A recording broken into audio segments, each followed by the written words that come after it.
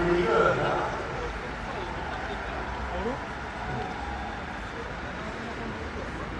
Thanks again to Mr. Zbigniew Preissler, who's conducting the audience tonight.